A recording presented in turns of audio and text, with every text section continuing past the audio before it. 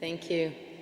Your Excellencies, distinguished guests, dear colleagues and friends, it's an honor to be here today, a historic day for Italy, but also for the launch of this academy, which we think provides great hope and new positive impulses for the study of religions, education and knowledge and science. Today, I'd like to highlight the importance of education, especially in the context of the major transformations facing the world. Specifically, we see 4 major transformations shaping the world and society. And I will describe these transformations. You will see the critical role of education, science, and knowledge in addressing those challenges. The root cause of people's current anger in the transformation processes the world is currently undergoing is really underlined with the fundamental changing processes which impact people's life, entire societies and politics. And the first of these transformations relates to technology. The fourth industrial revolution has brought forward so many technological advancements: autonomous transport, artificial intelligence, robots. All of these are bringing enormous progress, but they're also very disruptive by nature. And these disruptions create fear. A recent study showed that out of 5 jobs in the US which were lost, 4 were destroyed by technology and only 1 by immigrants. This creates additional fear, and this fear creates more fragility across the jobs, but also across the systemic inequality in countries. And the fourth industrial revolution is not only changing what we do, but also who we are. It is changing our identities. We have the obligation to ensure that the fourth industrial revolution is a blessing and not a curse for humankind. We need to make sure that the fourth industrial revolution is well understood.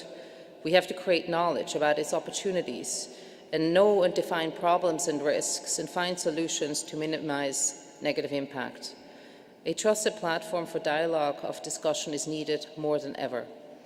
But we particularly also have to stand for social and environmental sustainability and get the world, especially business, from short-term to long-term thinking.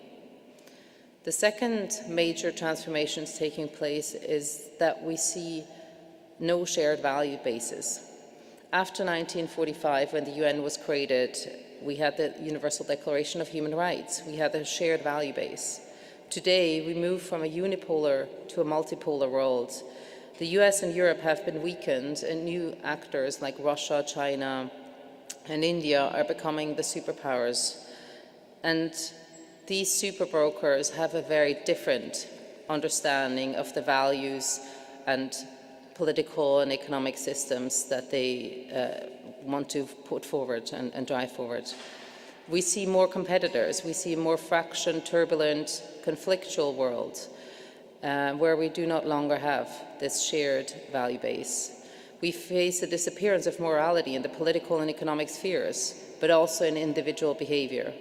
The disruptive changes have created a new culture of egoism to protect individual interests by all means. In a world where people feel that the state can no longer guarantee personal security and life advancement, the social contract is breaking down. Short-term individual interests prevail over long-term collective needs.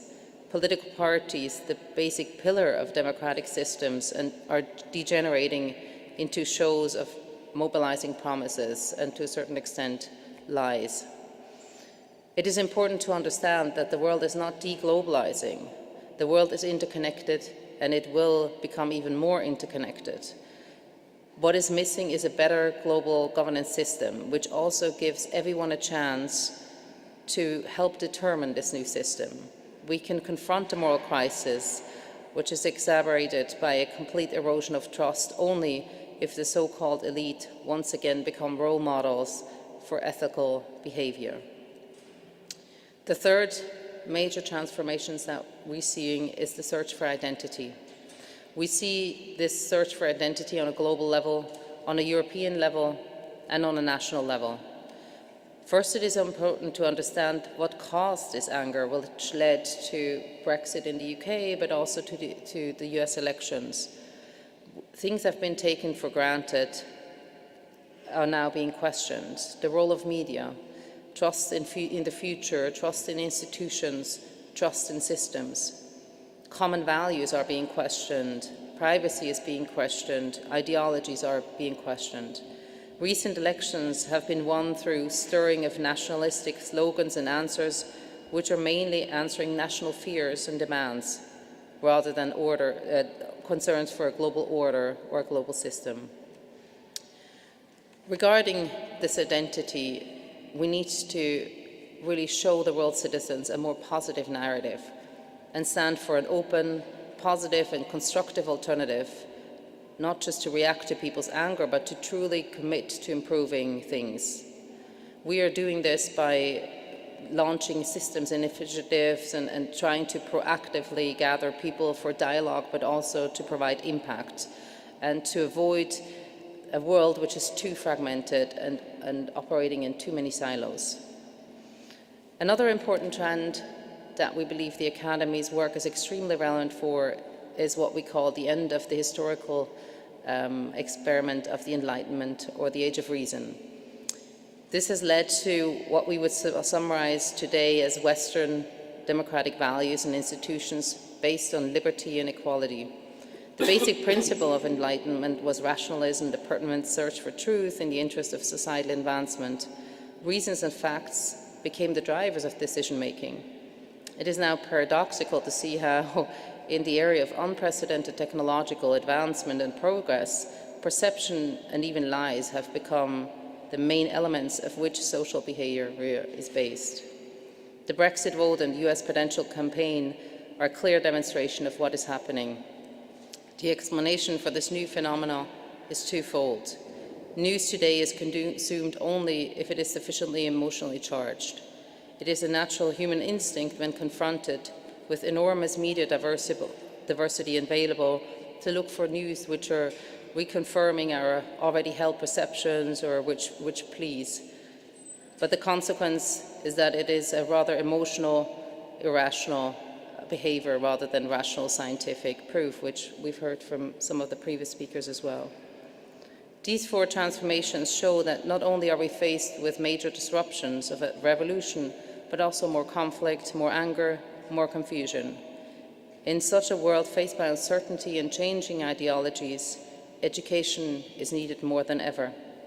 But at the same time, we need to refresh and update traditional education systems. One of the major initiatives and systems that the Forum works on is on education, gender, and the future of work. We cannot leave humanity behind as the world moves forward. We hope that this European Academy of Religion can play this role and also reinvigorate the study and discussion about values and ethics, especially in the context of these transformations. And the Forum supports the Academy as the notions of values and knowledge build on the very heart of the Forum's mission. And through collaboration, we can build dialogue and positive impact, which is so urgently needed today.